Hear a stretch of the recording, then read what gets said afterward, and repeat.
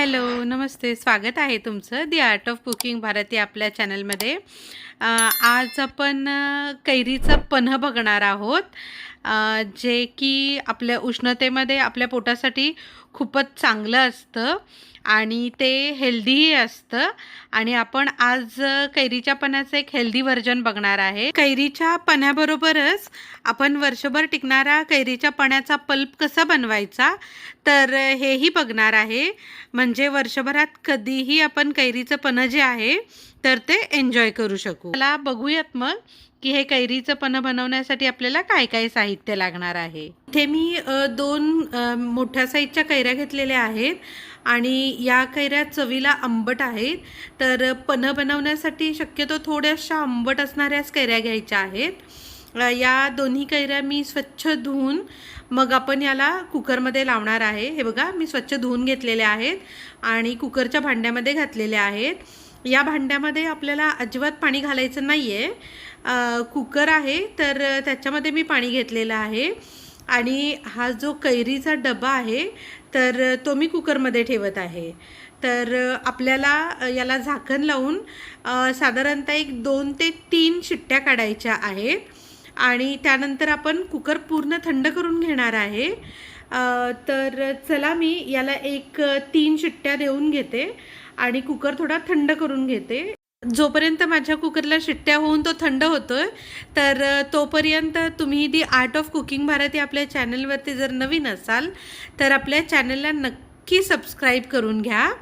त्याचबरोबर आपलं चॅनल जास्तीत जास्त शेअर पण करा. हे बघा, आपल्या कैऱ्या मस्त अशा उकडून झालेल्या आहेत आणि त्यांचा कलर पण बदललेला आहे. तर कैरीच्या वरचा भाग मी काढत आहे आणि साल आपल्याला हळूहळू काढून घ्यायची आहे. जो आपल्या कैरीचा पल्प आहे तर तो सगळा पल्प आपण व्यवस्थित चमच्याच्या मदतीने एकत्र करून घेणार आहे. तर इथे तुम्ही बघू शकताय मी पूर्ण साल काढलेली आहे त्याची आणि जो चमचा आहे तर तो चमच्याच्या मदतीने मी अशी हे जे आपले उकडलेल्या कैरीचे गर आहेत तर ते मी व्यवस्थित काढून घेत आहे.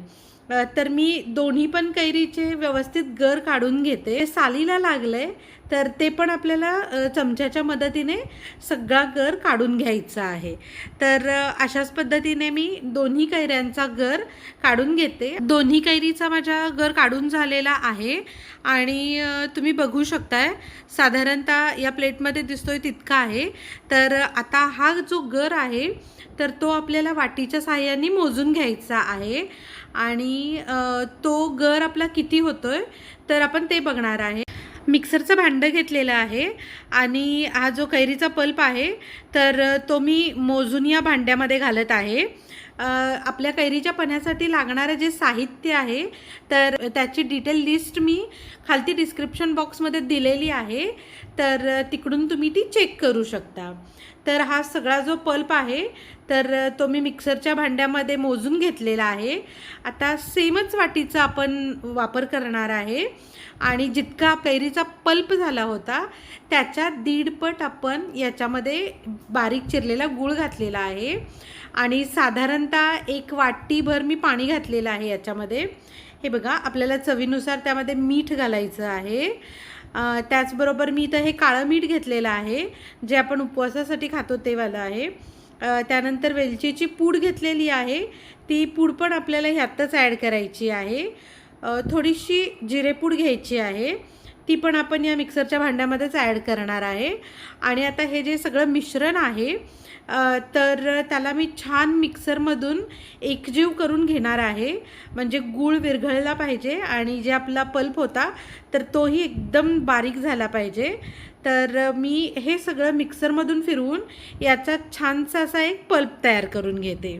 मिक्सरमधून मी सगळ्या गोष्टी व्यवस्थित एकजीव करून घेतलेल्या आहेत आणि तुम्ही कन्सिस्टन्सी बघू शकता याची. आता आपल्याला या सगळ्या गोष्टी व्यवस्थित एका चाळणीने चाळून घ्यायच्या आहेत आणि ज्या भांड्यामध्ये मी हा पल्प गरम करणार आहे तर त्याच भांड्यामध्ये मी डायरेक्ट हा पल्प गाळून घेणार आहे. आपण इथे जो कैरीचा पन्ह आहे तर त्याचा पल्प बनवणार आहे, त्यामुळे आपल्याला एक स्टेप एक्स्ट्रा करायची आहे. पण जर तुम्हाला हवं असेल तर आत्ताच तुम्ही या पल्पमध्ये पाणी घालून याचं पन्ह बनवू शकता. हे आपलं इन्स्टंट पन्ह होईल. हा जो सगळा पल्प आहे तो मी व्यवस्थित गाळून घेते. बघू शकता तुम्ही काही मध्ये गुळाचे छोटे खडे राहिले असतील किंवा जे आपली कैरी असती तर तिच्यामध्ये जे केसर असतं ते राहिलेलं असेल तर ते सगळं व्यवस्थित निघेल. मी हे करून घेते सगळं व्यवस्थित आणि मग आपण पुढची प्रोसेस बघूया. जाड बेसचं मी एक पातेलं घेतलेलं आहे आणि त्याच्यामध्ये हा आपला गाळलेला पल्प घेतला आहे. आता आपण याला मीडियम गॅसवरती थोडंसं हे थिक होऊपर्यंत याला शिजवून घ्यायचं आहे. आणि आपण शिजवता आपल्याला लक्षात येतं की याचा कलर जो आहे तो थोडा बदलायला लागतो, डार्क होत जातो आणि एकदम असं आपल्या या मिश्रणाला ग्लेज पण यायला सुरू होती. फक्त आपल्याला हे आपण जेव्हा गरम करत आहे, याला उकळी काढणार आहे, तर तेव्हा आपल्याला हे सतत हलवत राहायचं आहे, नाहीतर मग खालती हे लागायची शक्यता आहे. जो पल्प होता तर त्याला छान अशी उकळी फुटत आहे. त्याला एकदा परत हलवून घेत आहे आणि त्याचा जो कलर आहे तर तो कलरसुद्धा पूर्वीपेक्षा बदललेला आहे आणि तो थोडासा ट्रान्सपरंट दिसत आहे. तर आपल्याला हे सतत हलवायचं आहे आणि साधारणतः एक 10 ते 15 मिनिट आपल्याला या प्रोसेसला लागणार आहेत. हे बघा मस्त अशी याला एक उकळी आलेली आहे आणि थिकनेस पण बघू शकताय तुम्ही. हे आपल्याला साधारणतः आपली जी एकतारेची कन्सिस्टन्सी असती साखरेच्या पाकाची, तर तशी कन्सिस्टन्सी येऊपर्यंत आपल्याला हे शिजवून घ्यायचं आहे. म्हणजे आपला जो पल्प आहे तो वर्षभर व्यवस्थित टिकतो. या प्रोसेसला साधारणतः आपल्याला एक 15 ते 20 मिनिट आरामात लागतात आपण जर मीडियम गॅसवरती करत असू तर. हे बघा कैरीच्या पन्ह्याचा जो पल्प आहे तर तो माझा तयार झालेला आहे. मी याला व्यवस्थित थंड करून घेते. तोपर्यंत तुम्ही दी आर्ट ऑफ कुकिंग भारती आपल्या चॅनलवरती नवीन असाल तर आपल्या चॅनलला नक्की सबस्क्राईब करून घ्या. हे बघा थंड झालेलं जे आपला कैरीच्या पानाचा पल्प होता तर तो मी एका अशा एअरटाईट बर्नीमध्ये भरलेला आहे. काचेच्या बर्नीचाच वापर करा शक्यतो, कारण हे आंबट असतं त्यामुळे. तर एक मी स्वच्छ अशी काचेची बरणी घेतली होती आणि त्याच्यामध्ये हा सगळा पल्प ओतलेला आहे आणि याचं झाकण पण एअरटाईट आहे. तर आता हे आपण साधारणतः वर्षभर आपल्या फ्रीजमध्ये स्टोअर करू शकतो. जर तुम्हाला जास्त काळ टिकवायचं असेल तर ह्याला आपण डीप फ्रीजमध्ये ठेवणार आहे, नाहीतर खालती नॉर्मल रेफ्रिजरेटरमध्ये ठेवलं तरीसुद्धा चालेल. हे स्टोअर करताना आपल्याला एक काळजी घ्यायची आहे. ओला जो पाण्याचा चमचा असतो ना, तर तो चमचा आपण डायरेक्ट या पल्पमध्ये घालायचा नाही आहे, नाहीतर आपलं हे जे पल्प आहे तर ते खराब व्हायची शक्यता असते. तर शक्यतो कोरडा चमचा वापरूनच तुम्ही यातून पल्प काढा. तर आता आपण बघणार आहे की या कैरीच्या पन्ह्याचं जे पल्प आहे त्याच्यापासून आपण पन्ह एकदम झटपट कसं बनवायचं ते. इथं मी एक भांडं घेतलेलं आहे आणि हा जो आपला पल्प आहे तर तो मी साधारणतः 1 ग्लास इतका पन्ह बनवणार आहे. तर 1 ग्लाससाठी साधारणतः आपल्याला 2 चमचे इतका पल्प लागतो. तुम्ही बघू शकता आपला हा जो पल्प आहे तर त्याची जी कन्सिस्टन्सी आहे ती किती मस्त झालेली आहे. 1 ग्लास पाण्यासाठी आपल्याला साधारणतः 2 मोठे चमचे कैरीच्या पाण्याचा जो पल्प आहे तर तो पुरेसा होतो. तुम्ही तुमच्या आवडीप्रमाणे तो थोडासा कमी जास्त केलात ना तरीसुद्धा चालेल. तर आपलं वापरून झाल्यानंतर आपल्याला ही बाटली परत एअरटाईट करायची आहे आणि ठेवायची आहे. तर इथे मी हे थंड पाणी घेतलेलं आहे. तर या आपल्या पल्पमध्ये मिक्स करूया आणि याला छान एक चमच्याच्या मदतीने पाणी आणि पल्प एकजीव करून घ्यायचं आहे. हे बघा जो आपला पल्प होता तर त्याच्यापासून किती झटपट असं कैरीचं पन्ह तयार झालेलं आहे आणि आपण त्याच्यामध्ये गूळ घातल्यामुळे त्याला जो एक छान असा कलर आलेला आहे तो पण एकदम मस्त दिसत आहे, बघू शकताय तुम्ही.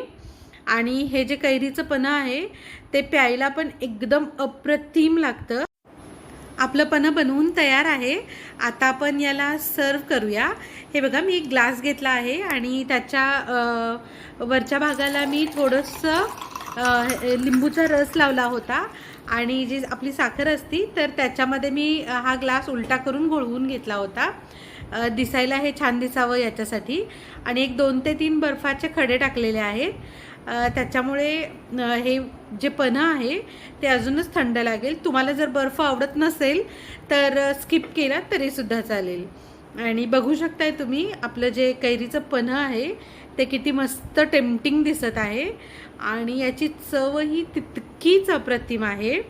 तर या उन्हाळ्यामध्ये नक्की ट्राय करून बघा आपलं हे कैरीचं पन्हं. अशा प्रकारे आपलं पन्हं आणि त्याचबरोबर जो वर्षभर टिकणारा पल्प आहे त्या दोन्ही गोष्टी आपल्या तयार आहेत.